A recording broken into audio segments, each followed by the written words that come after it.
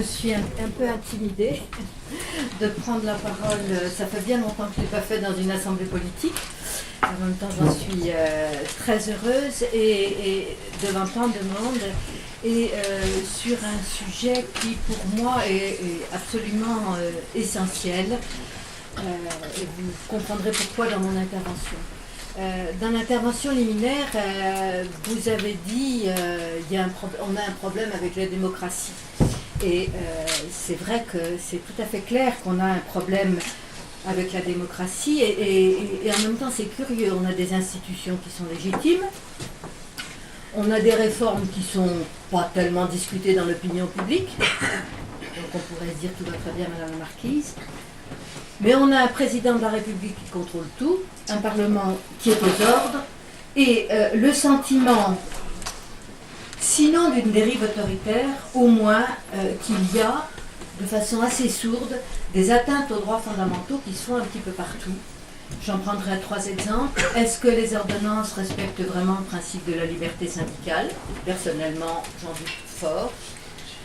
Est-ce que la loi qui prolonge l'état d'urgence, en préparant cette intervention, j'ai été sur le site du Conseil constitutionnel pour voir s'il y avait eu une décision. Je me suis rendu compte qu'il n'y avait pas eu de décision du Conseil constitutionnel sur la loi sur l'état d'urgence. C'est quand même étonnant. Le président de la République, Cazeneuve, lui avait demandé de soumettre la loi avant de la publier au Conseil constitutionnel. Il n'en a rien fait. Il n'y a pas eu 60 députés pour la soumettre au Conseil constitutionnel, cette loi, comme si on était totalement anesthésié par l'opinion publique. Et pourtant, cette loi, je pense que Jean-François nous en parlera tout à l'heure, il y a des atteintes aux droits fondamentaux qui sont très importantes. Mieux, j'ai été regarder, la France fait l'objet, comme tous les pays du monde, d'un examen périodique par la Commission des droits de l'homme de l'ONU. Et le 17 janvier dernier, et c'est donc extrêmement récent, rapport de la France devant le Conseil des droits de l'homme,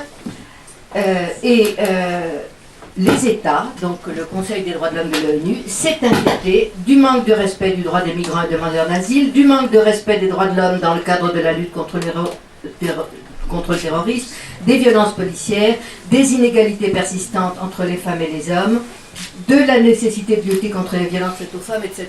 Donc tout un inventaire de violations des droits de l'homme qui a été stigmatisé par l'ONU elle-même. Donc c'est bien qu'on a un vrai problème avec les droits de l'homme en France.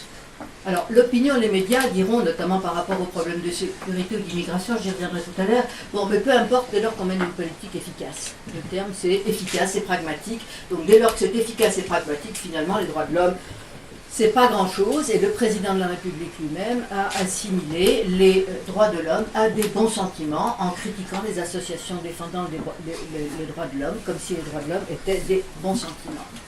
Alors c'est la question sur laquelle je voudrais intervenir. J'essaierai de le faire brièvement.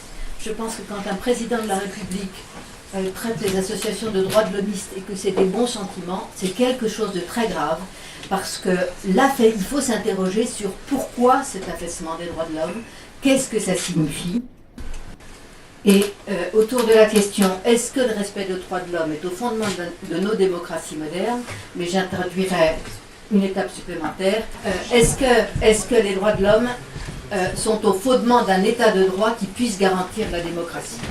Alors, pour la juriste que je suis, c'est une question tout à fait essentielle et je ne suis pas tout à fait la seule. Je vous recommande très vivement la lecture de 2 petits ouvrages qui sont pour moi tout à fait essentiels. Un livre qui s'appelle Aux 4 vents du monde, petit guide de navigation sur l'océan de la mondialisation de Mireille Delmas-Marty, qui est une très très grande juriste et qui avait présidé la commission de réforme du code pénal sous le gouvernement Jospin.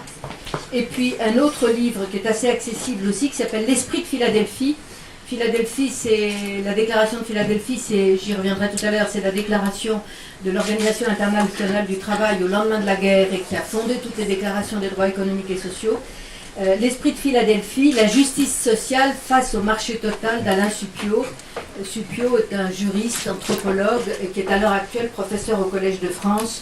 Ses leçons au Collège de France sont quelque chose d'absolument lumineux. Si vous avez du temps, allez les voir. Alors, l'un et l'autre, finalement, nous Dans un premier temps, je vais dire quels sont les fondements de l'état de droit moderne. Je vais remonter loin, c'est assez général. Et deuxièmement, pourquoi est-ce que l'affaissement de l'état de droit aujourd'hui pourquoi l'affaissement des droits de l'homme est aussi le signe de l'affaissement de l'état de droit et pourquoi ça c'est très dangereux pour la démocratie. Donc d'abord, il faut comprendre les fondements de l'état de droit moderne et le rôle des droits de l'homme dans l'état moderne. Qu'est-ce que nous disent spécialement ces auteurs et Suppiot? Il nous dit que dans tout état de droit, il faut que le pouvoir, l'origine du pouvoir, il faut que le pouvoir puisse être apporté à une origine qui à la fois fonde ce pouvoir et le limite. Et vous avez des travaux anthropologiques qui montrent que dans toute civilisation humaine, le pouvoir, pour être légitime, doit être fondé par une source extérieure, un tiers en quelque sorte, qui à la fois le fonde et le limite. Et je vous dis ce que lit Platon, j'ai pris ça chez Suppiot, parce que sinon je n'aurais pas trouvé toute seule. Platon disait déjà que la démocratie correspond à un idéal dans lequel les règles procèdent d'une source impersonnelle et non pas de la volonté des puissants. C'est cet idéal que Platon dépeignait en évoquant une cité dans laquelle c'est la loi qui règne souverainement sur les hommes, au lieu que les hommes fussent les tyrans de la loi.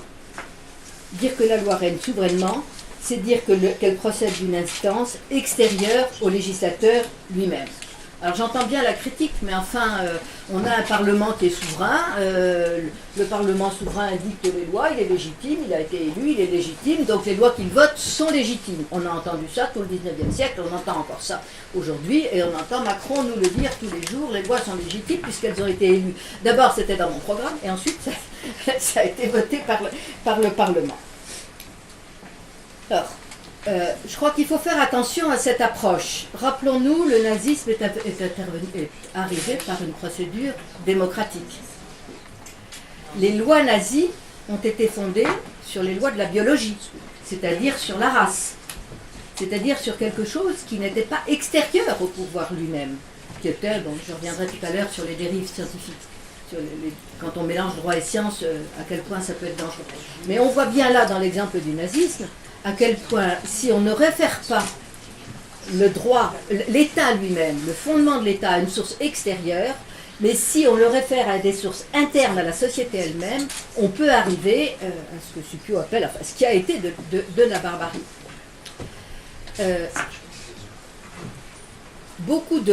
Dans les développements du droit, on a beaucoup parlé du droit positif. Et du reste, vous avez des grands juristes qui disent qu'est-ce que c'est qu'un droit légal ou un droit légitime. À partir du moment où vous avez une source, et quelle scène qu'il sert, où vous avez une source de droit qui a été légitimement élue, tout le droit qu'elle dicte, elle est légitime. Donc vous pouvez, à partir du moment où vous avez une source de pouvoir légitime, vous pouvez légitimer n'importe quel système de droit, serait-il le plus épouvantable qu'il soit. Donc il faut bien réfléchir à ça. Et c'est pour ça qu'il faut qu'il y ait, bon, on parlait autrefois de droit naturel, etc. Le problème, c'est qu'après la Révolution française avait déjà senti ce problème, puisque la Révolution française se fonde sur la Déclaration des droits de l'homme et du citoyen, qui sont à l'époque, qui sont présentés comme une sorte de droit naturel qui fonde l'action de l'État. Simplement, au XIXe siècle et au XXe siècle, on a oublié ça, au profit de tous les États-nations se sont constitués un peu partout, et ils ont chacun fait leur droit. Et on a oublié cette origine de... Il y a des débats très, très, très intéressants chez les juristes. Est-ce que le juriste doit être la bouche de la loi ou est-ce qu'il doit l'interpréter, y compris avec des sources externes? Enfin, je passe là-dessus. Mais on a oublié ça. Et on est arrivé à la barbarie nazie. Et c'est pour ça qu'après la barbarie nazie, il y a eu la Déclaration universelle des droits de l'homme, plus dans tous les pays occidentaux, des mouvements, la Constitution française a été fondée sur une déclaration des droits de l'homme et du citoyen, enfin celle de 89, plus le préambule de la Constitution particulièrement nécessaire en notre temps. Au Conseil de l'Europe, la Convention européenne de sauvegarde des droits et des libertés. Donc partout, il y a eu ce mouvement de déclaration des droits qui venait en quelque sorte fonder et limiter les états de droit. Et sur quoi se fonde la Déclaration des droits de l'homme? Elle se fonde sur un impératif catégorique du respect de la dignité humaine. Le droit à la dignité humaine est le fondement même de nos états de droit. C'est aujourd'hui ce qui fonde nos États de droit. Peut-être que dans 200 ans ou après tournant des civilisations, ce sera peut-être autre chose. Mais aujourd'hui, dans notre droit à l'heure actuelle, c'est cet impératif catégorique de la dignité humaine. Et je vous lis le préambule de la Déclaration des droits de l'homme qu'il faudrait avoir sans arrêt à l'esprit, y compris quand on discute au Parlement. Considérant que la reconnaissance de la dignité inhérente à tous les membres de la famille humaine et leurs droits égaux et inaliénables constitue le fondement de la liberté, de la justice et de la paix dans le monde. Considérant que la connaissance, la méconnaissance et le mépris des droits de l'homme ont conduit à des actes de barbarie qui révoltent la conscience de l'humanité, c'est écrit en 1948, René Cassin, et que l'avènement d'un monde où les êtres humains seront libres de parler, de croire, libérés de la terreur et de la misère, a été proclamé comme la plus haute aspiration de l'homme. Je fais ici une incise. Les hommes libérés de la terreur et de la misère, ça veut dire que l'exil, c'est pas simplement l'exil politique, c'est aussi l'exil de la misère au sens de la Déclaration universelle des droits de l'homme. On peut méditer là-dessus aujourd'hui. Considérant qu'il est essentiel que les droits de l'homme soient protégés par un régime de droit et que l'homme ne soit pas contraint à la révolte contre la tyrannie et l'oppression. Voilà.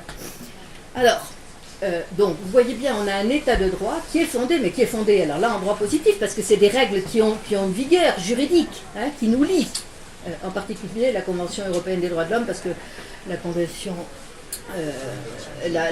universelle des droits de l'homme est un traité, elle n'est pas, est une déclaration, elle n'est pas un traité, ça ne lie donc pas les États, mais il y a des pactes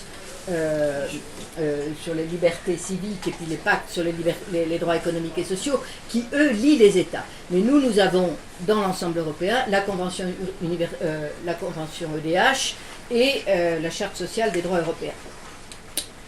Donc, en tout cas, ce qu'il faut bien voir, c'est que l'état de droit, il est arrimé, l'état de droit et la démocratie sont arrimés à cette exigence de dignité. Alors, aujourd'hui, on a un affaiblissement de la démocratie, on le voit bien avec l'affaiblissement de la nécessité même, de l'urgence du respect des droits de l'homme comme fondement de la démocratie. D'où ça vient? Alors, je crois que ça vient d'un affaiblissement de l'état de droit lui-même. Et qu'est-ce que c'est que l'état de droit? Alors là, c'est Suppiot qui explique ça très très bien. Oui, mais ça va aller. Suppiot explique ça très bien. Il dit, dans le corpus juridique, il y a les règles qui s'occupent de la chose publique, la res publica, et il y a les choses qui s'occupent des relations entre les privés. Donc, il y a l'État sur un plan vertical, et il y a les relations entre personnes privées sur un plan horizontal. Et pour que les relations, les règles de droit privé tiennent, eh bien, il faut qu'elles soient garanties par l'État. Parce que si vous n'avez que les règles de droit privé et que vous n'avez pas la garantie de l'État ou d'une puissance publique quelconque, eh ben, ça ne peut pas marcher parce qu'il n'y a pas de garant, il n'y a pas de tiers garant. Là aussi, le rôle du tiers et du garant, ça joue. Bon, un exemple, je vous fais un peu de droit, excusez-moi, mais l'article 1134 du Code civil, ça date de Napoléon. Les conventions tiennent lieu de loi à ceux qui les ont faites. Les conventions tiennent lieu de loi à ceux qui les ont faites. Vous faites un contrat, vous êtes tenu par votre contrat. Mais s'il n'y a personne, s'il n'y a pas de juge, s'il n'y a pas d'État pour vous dire que vous devez respecter le contrat, eh ben, vous pouvez vous en aller et pas respecter le contrat. Donc effectivement, ça ne marche pas. Qu'est-ce que je suis en train de vous dire? Que le marché de nos économistes, il ne peut tenir que parce qu'il y a des règles de droit qui l'instituent. Il ne tient pas tout seul, le marché des économistes. Il y a beau y avoir des équations qui vous expliquent l'équilibre général, le marché des économistes, il ne peut pas tenir debout s'il n'y a pas les règles de l'État. Or, qu'est-ce qui se passe depuis la révolution néolibérale de 1980 bon. Il se passe qu'on a décidé que l'État était le problème et que pour que les choses aillent bien, eh ben, il fallait que ce soit les relations privées qui l'emportent sur l'État. Donc on privatise. Hein? C'est absolument évident. On vous dit qu'effectivement, les droits des travailleurs, c'est pas très grave qu'on s'assoit dessus dès lors qu'on a une efficacité économique. Bon. On vous dit, enfin je vais en prendre quelques exemples, donc vous avez, sous couvert de l'efficacité économique, de l'économisme dominant d'aujourd'hui, qui est présenté comme une science, et on vous dit, on appuie notre droit sur la science. Hein? Je prends un exemple, puis ensuite je le prends déjà maintenant. Toutes les ordonnances, hein? Présentation des ordonnances, la compétitivité des entreprises va servir à l'emploi. Ça, c'est des démonstrations économiques qui ne s'appuient sur aucune réalité, qui dicte à tout le monde, les médias, les politiques, etc., c'est la protection de l'emploi qui tue l'emploi. Donc les entreprises vont être compétitives quand on aura démoli la protection de l'emploi, qui au passage est un droit fondamental des travailleurs au sens de la Charte sociale européenne, au passage quand même. Bon, on aura donc voilà, on fait de l'efficacité économique et tant pis pour les droits fondamentaux des travailleurs. Bon, ça c'est ce qui se passe en matière d'économie. Mais ce qui se passe en matière de sécurité, c'est le même mécanisme. Parce qu'en matière de sécurité, vous allez me dire, mais où est l'efficacité économique dans le domaine de la lutte contre le terrorisme? Mais réfléchissez 30 secondes. Quels sont les principes qui dictent la lutte contre la sécurité ou la prochaine loi sur l'immigration? C'est un impératif d'opinion publique, de sondage, c'est un impératif purement politique, et en matière d'immigration, je vous invite à lire l'exposé des motifs de la loi qui vient le projet de loi qui vient de sortir. On allonge la rétention à 135 jours des immigrés. Pourquoi on rallonge? Ah, parce que l'Allemagne fait pareil. Ah bon? Alors 135 jours, un nombre, 135 comme ça, d'autres pays font pareil, donc il faut qu'on fasse pareil. On veut à tout prix, vous dites qu'on ne veut pas d'étrangers ici, et qu'on accepte que l'exil et pas l'asile économique et pas les autres. Mais vous réfléchissez, sur quels droits fondamentaux se fonde cette politique? Hein? Eh bien, cette politique-là, elle se fonde uniquement sur l'efficacité des procédures de refoulement des personnes qu'on est en train de mettre en place, au mépris des droits fondamentaux des personnes, comme on le voit à Calais, comme on le voit à Nice, comme on le voit partout. Donc cette politique d'efficacité gestionnaire, parce qu'on est en train de vous dire qu'on fait de l'efficacité gestionnaire, hein, dans la loi sur l'immigration. On ne vous dit que ça, on rend le système plus efficace. Au nom de l'efficacité gestionnaire, on tue les droits de l'homme des migrants. Et réfléchissez-y, Mireille Desmattes-Marcy qui l'écrit, tout homme est tout l'homme. Tout homme est tout l'homme. Donc lorsqu'on atteint la dignité humaine des droits des migrants, c'est la nôtre qu'on atteint aussi. Donc voilà, c'est ce que je voulais vous dire, c'est qu'on a à l'heure actuelle, Succo il appelle ça le gouvernement par les nombres, hein, l'efficacité économique. Hein, on fait que dans les ordonnances, alors on peut démontrer ça, mais tout le temps. Ce gouvernement par les nombres, ce gouvernement de l'efficacité économique n'est pas un gouvernement qui procède d'un état de droit dès lors qu'il met en cause les droits fondamentaux des personnes. Alors voilà, je vous ai fait quelque chose qui me paraît, qui est peut-être très très général, mais qui je crois est essentiel si on veut construire une politique alternative qui soit respectueuse de nos idéaux de démocratie et de dignité humaine.